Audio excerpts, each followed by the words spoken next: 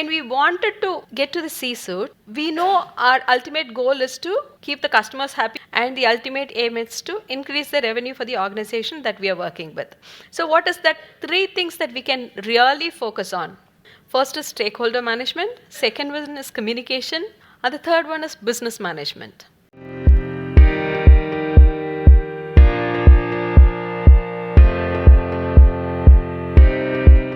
To become authors, bloggers, and speakers, she balances her professional achievements with a commitment to education and mentorship. It's my honor, and I'm proud to welcome her here.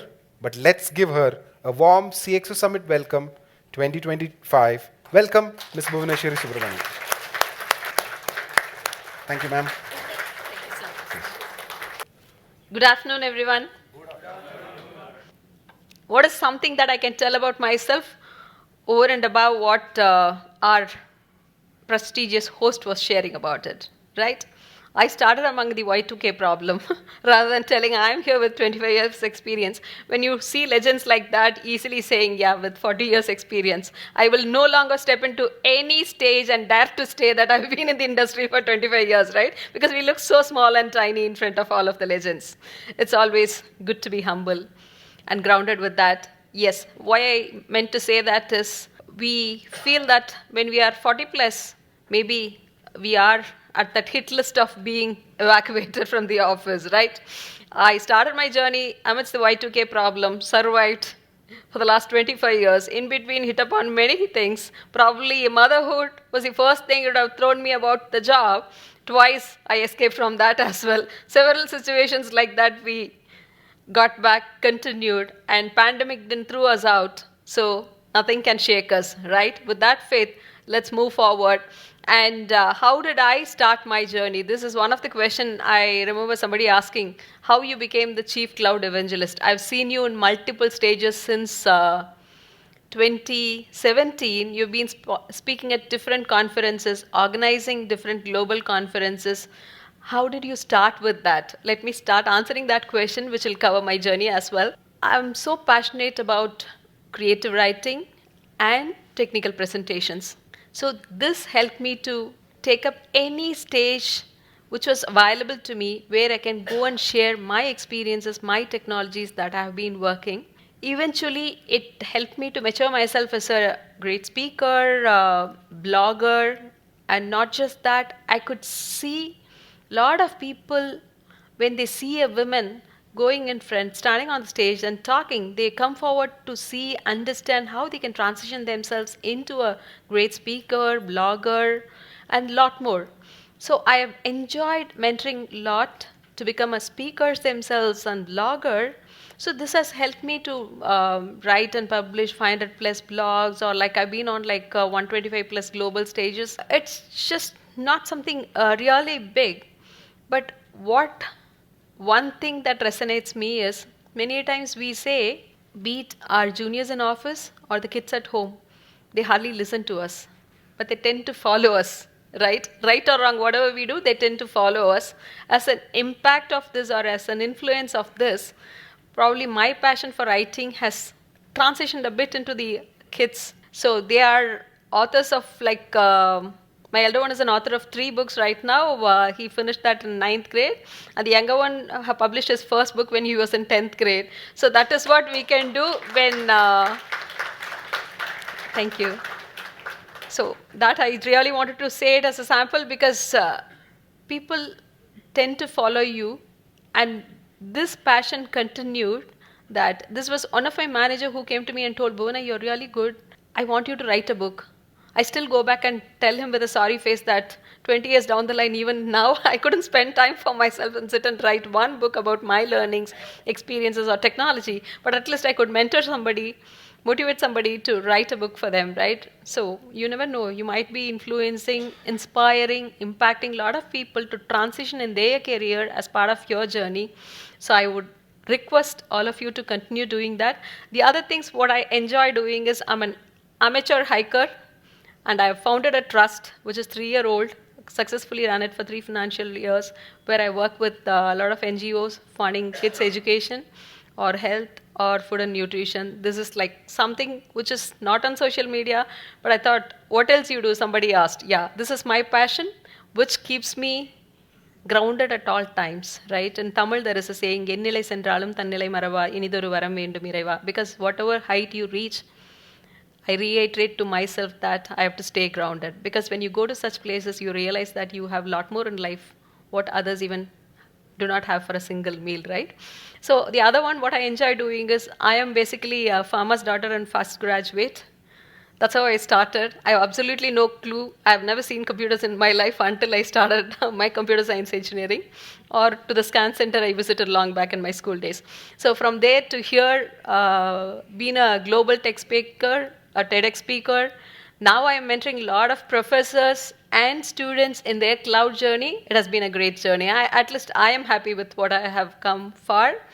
So with that, definitely I want to talk about this. So what value do techies deliver beyond the technical skills? This is what generally people ask, right? What values do techies deliver? How many of you are techies here? I saw a lot of financial people. Okay, there are quite a few techies. Now that you are in this kind of a middle management, does your leaders, do you get this question from your leaders? What else you do beyond technology, right? Yes. So what else we can do? One thing I wanted to reiterate is, I borrowed this from JFK's thing. I think it's high time at this level of people should stop thinking about what the organization can do for us. Instead, it's time for us to start thinking what we can do for the organization. That is the huge transition for somebody to become a middle management to a CXOs, right? So instead of like every year, okay, this is March, am I expecting a 10% or 15% increment this time? So instead of doing that, we'll have to start seeing, okay, how much we can transition the business. So what is that one metric which can quantify an impact and set you apart? What is that one metric you can say? I could have used that cloud, they've used it, but I've prepared my own cloud. Can you name one metric which can help you to stand apart? The business, performance, value add, and then? Pardon? Money.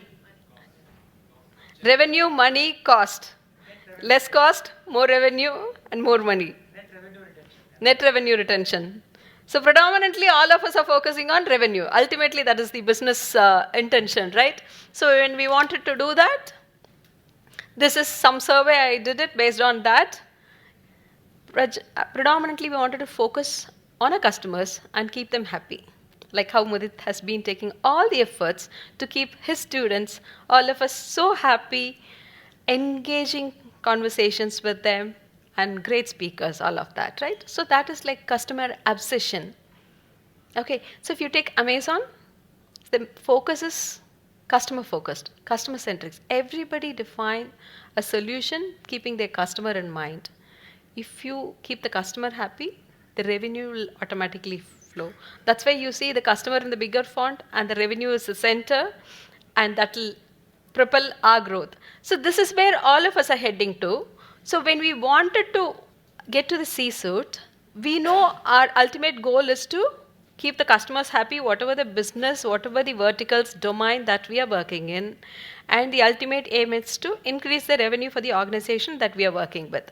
So what is that 3 things that we can really focus on when we are trying to work on is, first is stakeholder management, second one is communication. I think in the past they have reiterated a lot about communication. And the third one is business management. Hi, I'm Mudit. I'm a Global CXO leadership coach. I'm globally awarded. I'm a TEDx speaker. But you know what's most important? My students have become CEOs, CXOs. My students have got 100% increase in their salary. Some of them earn more than 1 crore. Some of them didn't have jobs and they found new jobs. I've been a CXO. I worked in 5 countries over the last 30 years. And I've impacted 10,000 lives across the world. My students have come from the US, Europe, Middle East, Africa, and Asia. The road to the CXO is something that I know and I can teach you. So I look forward to working with you, and if you're interested, just book a call with me in the link below.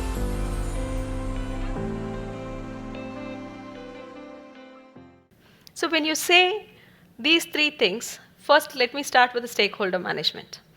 So when we say, so we have great idea, we wanted to implement it, we wanted to focus on how to make it better, how to ensure that it reaches the customer, and all these things are in place, how we are going to handle the stakeholders.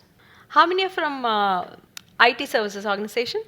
There are quite a few friends. Okay, thank you. I have a lot of companions there. Uh, Even if you're from a different organization, different industry, you might be using computers. There will be a plenty of softwares installed in your hardware system that you're using. So whenever there is a change that is happening, hardware upgrade will happen and software upgrade will happen, right? I'll share one of my experience in the past. Sorry, I do not have a clicker because what we have here is incompatible with my system. It's okay. So what are the things that we can focus on? I'll tell you one example of my experience with software upgrade. We were working on a software upgrade in the past. I would take 2008 SQL Server to 2012 SQL Server. So when we were working on this upgrade, upgrade was tested in the test systems. Upgrade is happening seamlessly. After that, the application was launched in the test system. It was working. We deployed onto the production. Boom. I'm like, the system didn't come down. System is still working. So according to the team who did the software upgrade, the upgrade is successful. So what's next? Customers are able to log in, but things were not working beyond that. It's a mission critical application where the data has to be processed. Lots of high volume files has to be processed. If this is not happening, the orders will be stalled in ports. It could be the road transportation could be halted because you have to give signals from one region to other. There are different products, order management, supplier management, everything is halted here and there because it's not able to process those bulk flights. One or two things which we validated in the test environment, it passed through. So it went through. That was the biggest hit.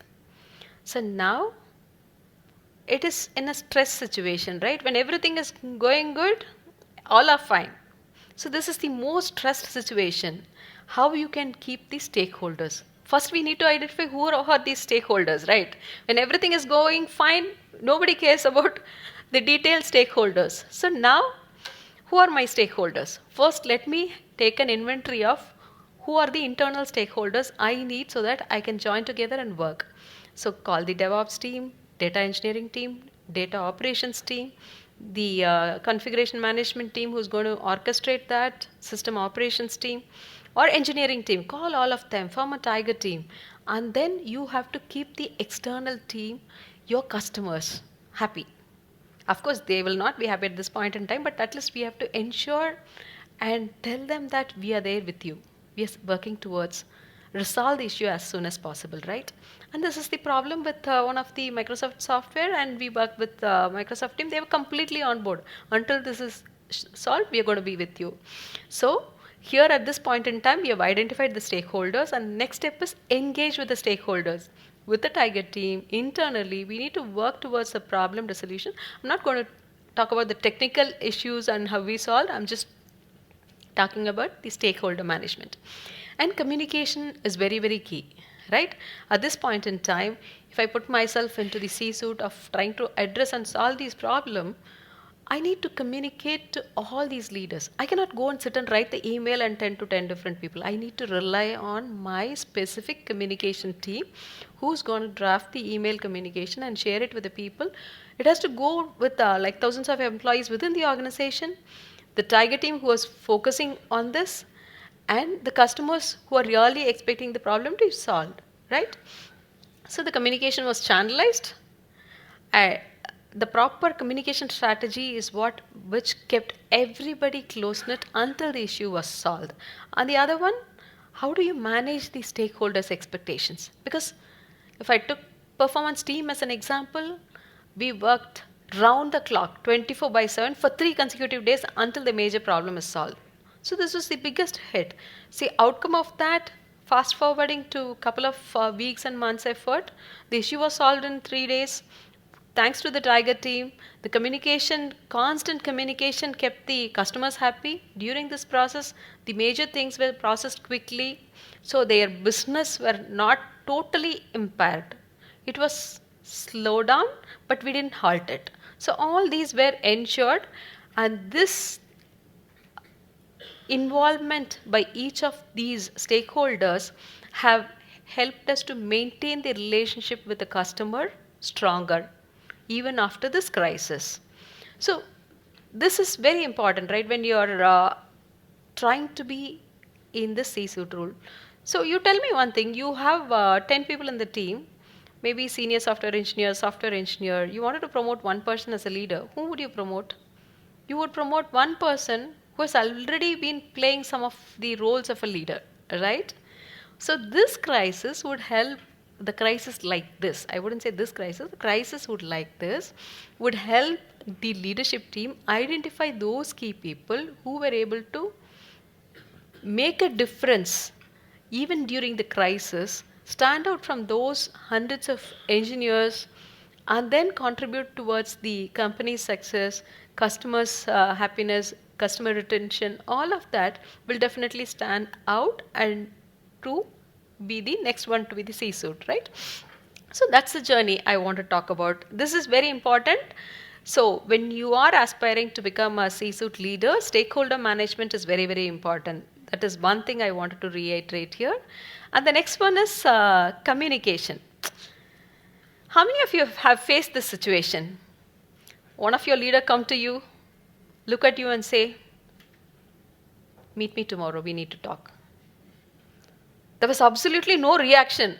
Okay, consciously I've used both female characters because I don't want to say bias, diversity, not included, this, that, no, one man, one woman. So I didn't want it to, right? Everybody are working. There is no high, low, okay?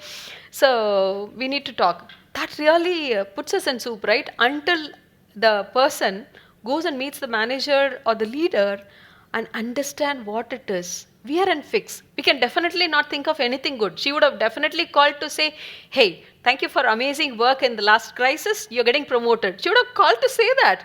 But what we will think? We will only think all the bad things. Okay, a lot of layoffs are happening in this company. That company laid off 10,000 employees. Our business, last quarter business is not great.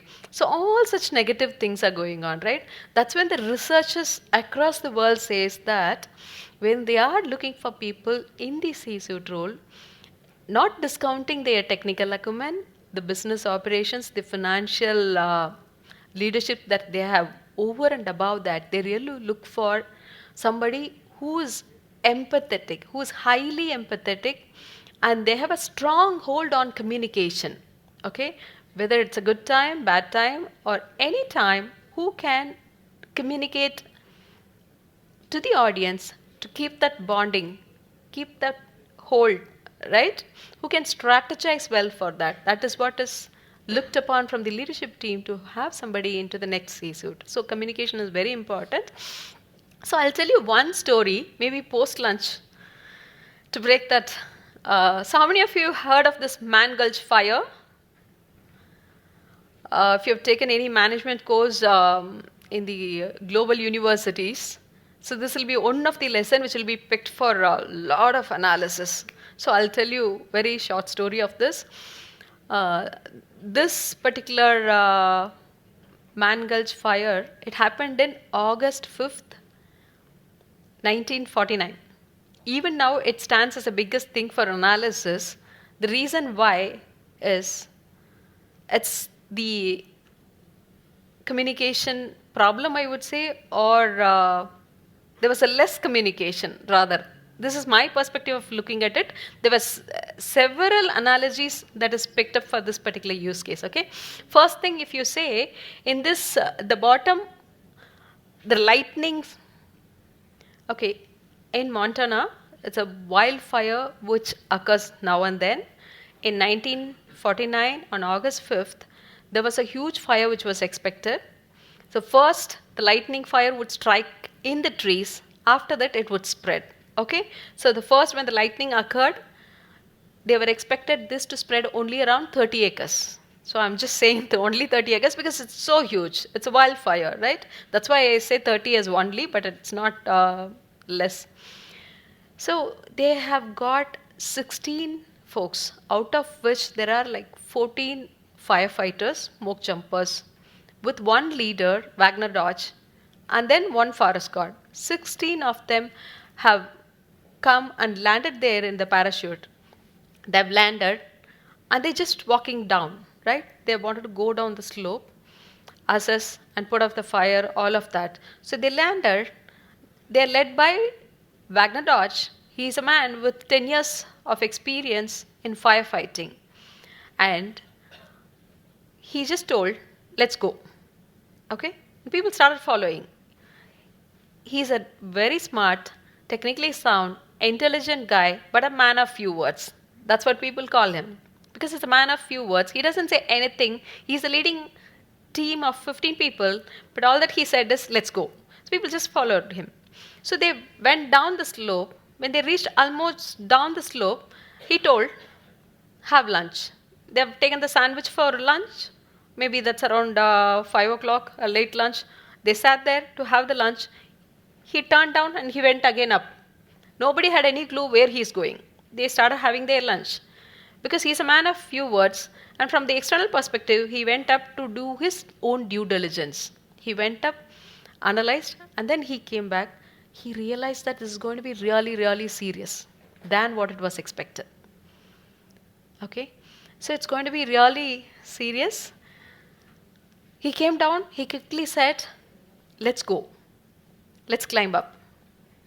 That time also he didn't explain anything because he's a man of few words. So the team started going up. After a certain time, at 4, beginning of the cruise race. So at that point in time, in the number 4 it says, hope you're able to, this one, if you can't see, you can Google for Man Gulch fire later, you'll be able to see that. So at that point in time, Wagner Dodge, he says, drop tools, run. He doesn't say anything. Because the humans, when they climb down, they go faster in the hill, and they climb up, it takes a while for them, right? It's going to be tough as a human for us. But the fire, it does the other way around. When it has to spread down, it'll be slow. And when it has to spread up, it's quick because of the wind direction and the slope, the fire spreads faster. So the fire is coming in this direction. He felt this more dangerous, and the radio system which is connecting these individuals, the smoke jumpers or firefighters, from the engineer station was also disconnected, so the communication was interrupted. Now they moved up and he said, drop tools and run. They started running for life. And all of a sudden, Wagner Dodge, he stood in a place, he looked around, he sensed it's even more serious and dangerous than what he anticipated few minutes before.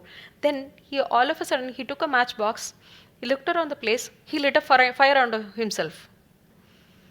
And the other people have absolutely no clue. He lit a fire around himself and he called, come join me. But they were running for life. They could hardly hear what this guy is saying. And they couldn't logically relate what he's trying to say. They started running for life and he set a fire around.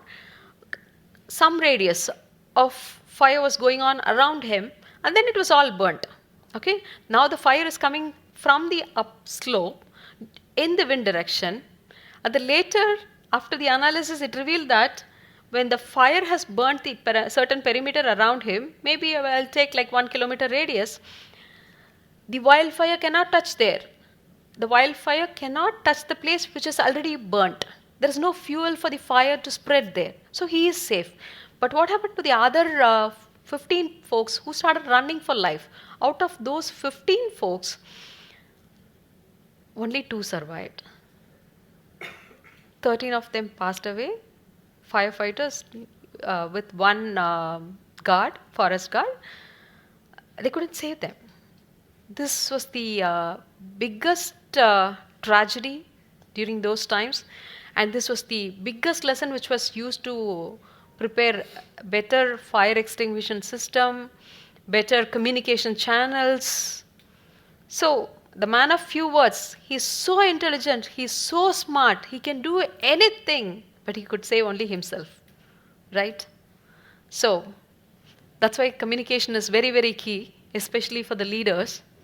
Are you a mid-career leader who wants to earn 1 crore or who wants to become a CTO, a CIO, a CDO, a CISO, a CFO, a CRO, or any other C-suite or CXO role?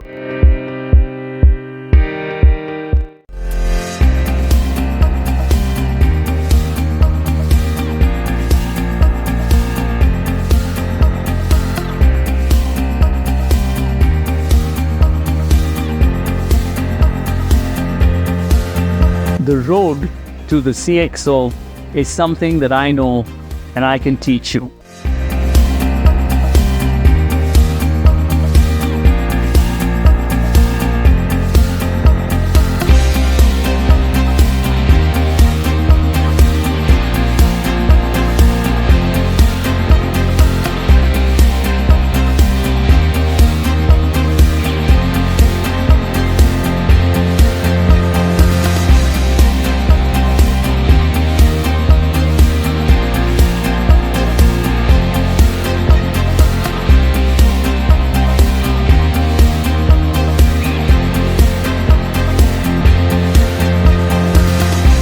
So don't delay, click on the link below.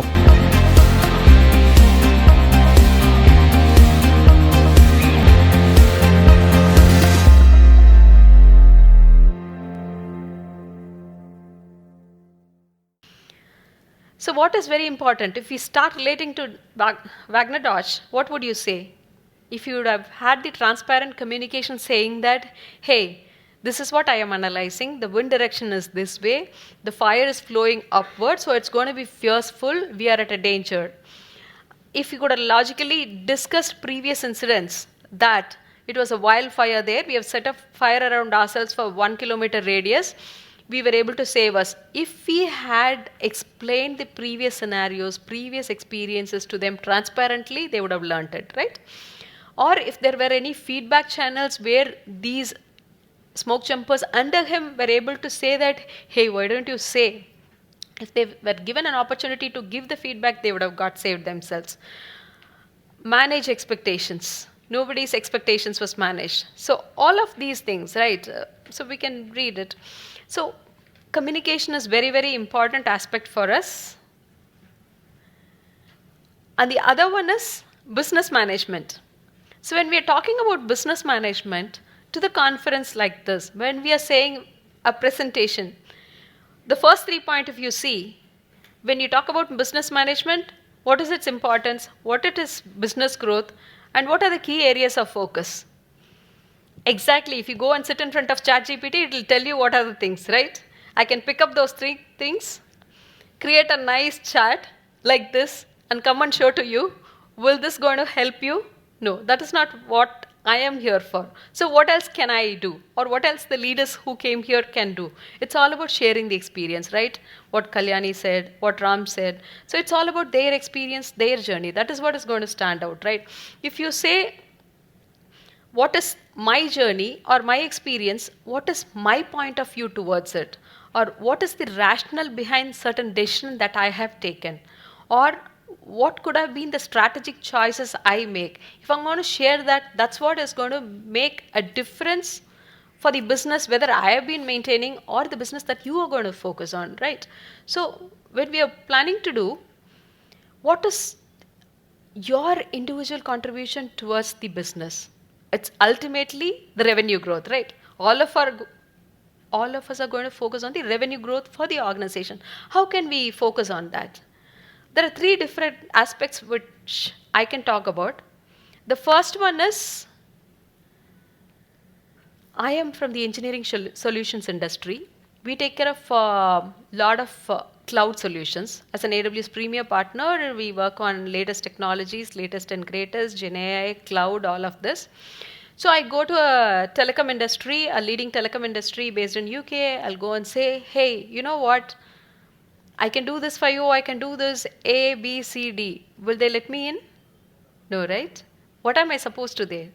I have to go and present them the solutions that I have built and I have implemented for different customers and say, hey, you being telecom industry, these are the solutions that we implemented for probably New York Department of Telecommunications or some other telecom industry, we have implemented it. This has saved 50% of profit from them. This has reduced, again, I'm impacting the employees only. This has reduced 40% of employees there. So increase the revenue. If I go with all of these case study only, they let me in, right? So when I am presenting, I have to present a solution, not a use case. Use case is nothing but, hey, you can do this, you can do this. Case study is that this is what we have done, this is the accomplishment, this is how we saved. So that's the difference. When we are talking about the business, talk and present what impact you can bring into the business, what improvement that you can bring in. Okay? And then most importantly, this is general advice which is given to the CEOs of the mid-sized companies or the C-suite people on the mid-sized companies.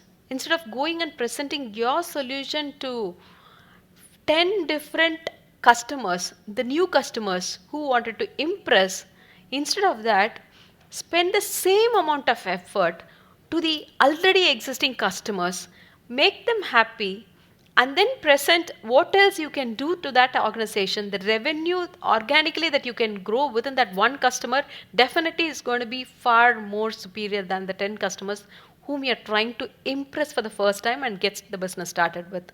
That is one other important note that I wanted to convey. The other one is from the sales side, or when you're in the C-suite role, it's not that you have to always only be somebody very good with the customers. You have to be establishing that strong relationship. Everybody reiterated the fact of establishing the relationship.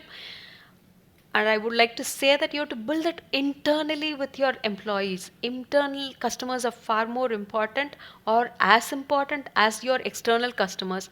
The rapport that you build internally will help you to serve better with an army behind you to the customer externally. So these are the key things I wanted to say, and with the interest of time, I wanted to shorten it and say to unlock the path to C-suite, I would definitely reiterate that you should be hands-on with stakeholder management, very, very empathetic in communication, what you wanted to convey to internal as well as external stakeholders, and how you wanted to present yourself representing your company to the external, be it the existing customers or new customers, to win the business.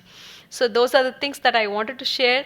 And I met with a couple of friends. They already had a lot of questions. So I would open up for questions right now.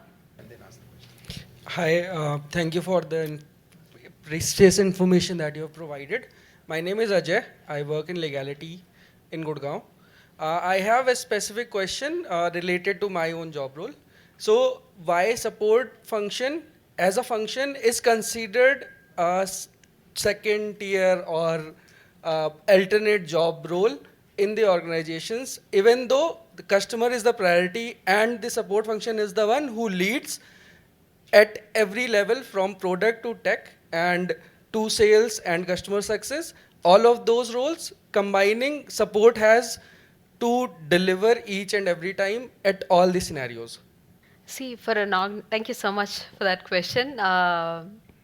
From the leader's perspective, each department is very, very important. Each part of the organ, if you ask me, is hand is important, is the eyes are important to me, I would say I need all parts, right? If I had to let go one part, obviously I will not be willing to do that. That's how each department is. And if I were in your position, I wouldn't look myself down saying that if I belong to customer department, will they look down? Otherwise, I will look for the ways on how I can better myself to be visible, to gain all the domain specific skill set to stand out, and how I can contribute towards business. If we start doing that, ultimately for everybody, focusing on the business, how we can help the business better is more important, right? So no individual is good or bad. And you are, as a being the customer support team, you are the face of the company. The moment if I say something about you, if you react on to the customer, my business is gone, right? So there is no department is more or less. Earlier, I think when I started my career and all, there were people who used to start focusing on development. They feel testing is less, and nobody is less. And reason why I'm reiterating the fact is I'm working on a new program with Amazon leaders called AI-driven development lifecycle, where this is going to be focused on more of a team with a combination of product management, engineer, and QA, all of them sitting together and work on AI related programming. What you can work with agile development for over 6 months. 2 days, if you sit together as all of you with the mob programming, you will be able to accomplish one. So when you're able to accomplish that, so no role is too less or small. Your expert and experience in that domain will help all of us to shine bright. Okay? Thank you. Hi, this is Rakesh here. So I'm into consulting space from last decade and been working as an engineering leader from last 7 years. So most of my customers, they are all existing customers where I have actually worked on expansion, generating revenue. But for the first time, I'm actually going to work with new set of customers. Obviously, when we work on a particular opportunity or proposal, we look for showcasing our capability. But is there any communication strategy or a framework that you can think of where we can create more opportunity or maybe position our company in a better way when there are like multiple vendors pitching for the same customer? My question is, for new customers, when you work with, there are multiple vendors working for the same, bidding for the same proposal, right? What I have done so far is showcasing a capability, but is there anything else that we can pitch in as part of communication strategy or a framework that we can think of that will make the customer to think of us among all of our competitors? Okay, thank you. So one aspect definitely is your brand. You can you're technically strong. Continue to build your brand very strong. Some brand managers are there. We can take inputs. So while you establish the brand, your technical capability, which you have delivered already to the customer, along with this will help you. Technical capability in the sense what you can do may not help as much as what you've already done. So try to get hold of small customers where even you can make an investment saying, hey, you know what, I can build the solution free of cost for you. So in that case, you have already built the solution for somebody. If you go ahead with that pre-built solution and present to the customer, so you stand out from the other 4 people if they have not built it already.